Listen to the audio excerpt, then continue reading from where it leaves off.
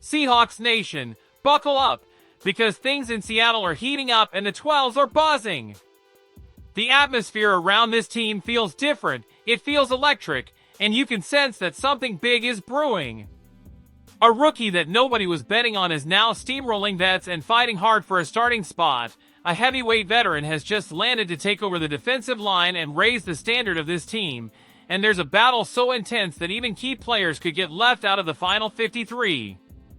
This isn't just preseason, it's proof that the Seahawks are going through a real transformation, where every practice, every snap, every decision could change the direction of the season. Stick with me until the end, because what I'm about to share might completely change the way you see this team.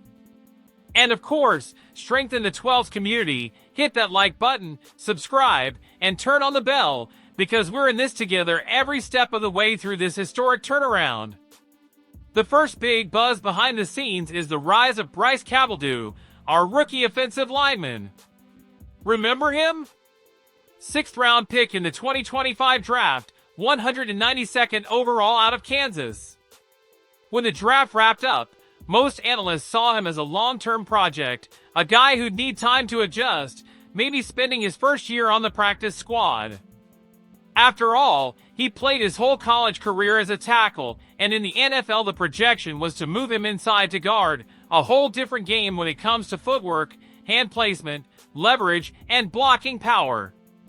That transition isn't easy, and history shows us that many rookies struggle with it for at least a season or two. But what we're seeing this preseason is flipping every expectation upside down. At 6'4", 310 pounds, Cabaldo's got decent size, but maybe still needs to bulk up a bit for an elite guard. Still, he's flat out outperforming Seattle Seahawks, who was drafted just last year in 2024. And here's the shocker, Seahawks, who got plenty of snaps last season after Anthony Bradford went down, and who was penciled in as the starting guard for 2025, hasn't been able to hold up.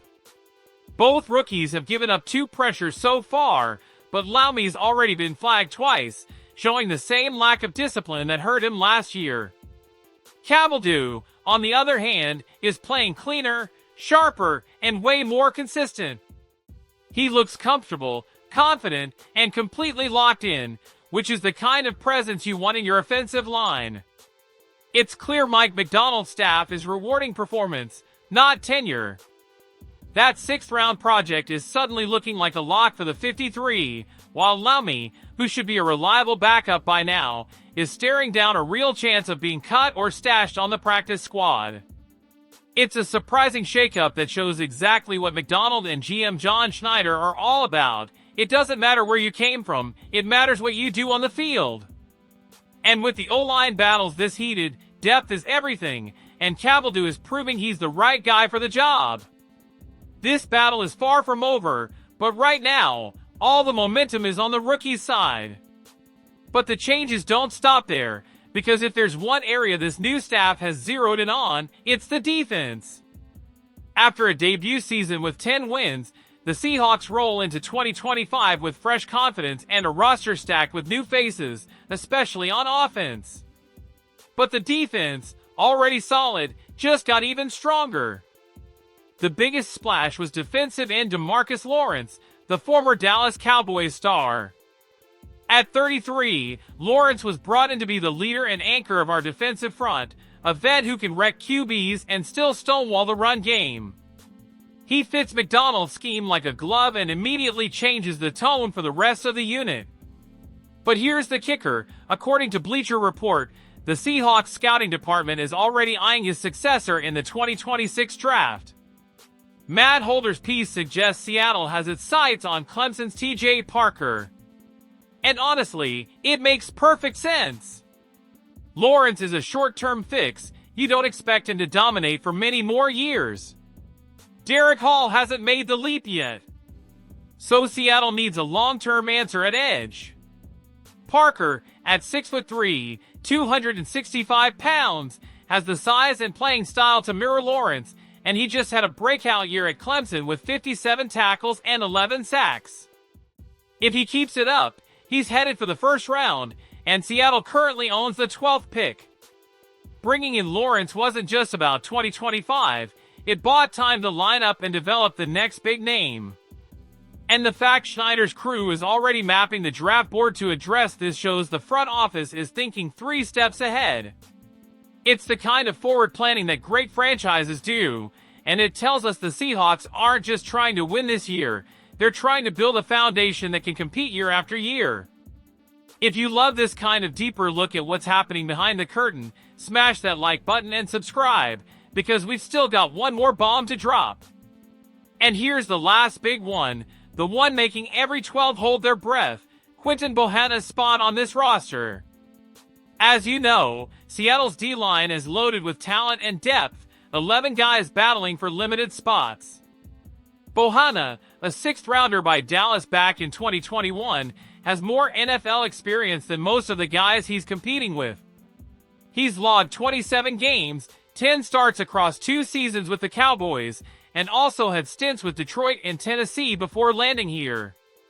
He's seen a lot of football, he knows how tough the trenches can get, and that gives him an edge in some ways. But despite that background, a recent Bleacher Report piece by Gary Davenport predicts Bohanna is on the cut line and could be out come Tuesday's final roster trim. Davenport called him okay depth, but not a hidden gem game changer. He's 26, 355 pounds, and across 4 seasons has only 39 tackles and 0 sacks. To be fair, Bohanna's been solid in camp and preseason, getting extra snaps while Jonathan Hankins has been sidelined. He's looked steady, professional, and ready whenever his number's called. But younger guys like Mike Morris and Brandon Piley have stepped up harder. They're showing more juice, more upside, and more impact, and coaches always get excited about young players who can grow into something special. It's a tough spot for Bohanna. The staff looks more committed to developing raw talent than sticking with a big-body journeyman. Maybe he ends up on the practice squad if cut, but the fact he likely wouldn't even be claimed on waivers says a lot. It's a brutal business, but that's life in the NFL. And it's another clear sign that McDonald and Schneider aren't afraid to make tough calls if it means building a stronger, higher-ceiling roster. Bottom line, what we've seen in this preseason and behind the curtain shows one thing: Seattle is in transition, but it's a transition with purpose. Bryce Cavalier's rise on the O-line, the search for a future replacement for Lawrence, and the possibility of moving on from Bohanna all prove this staff is playing the long game. McDonald and Schneider are building a roster not just to win now, but to stack wins for years to come. There's no room for coasting or guys who don't fit the new vision. Competition is fierce, and every snap counts. That's exactly what you want from a franchise with a clear direction. And it's why being a Seahawks fan right now is so exciting. We're watching this team get molded piece by piece into what could be the start of a new era. You can feel the energy, you can feel the shift, and you can tell the players sense it too.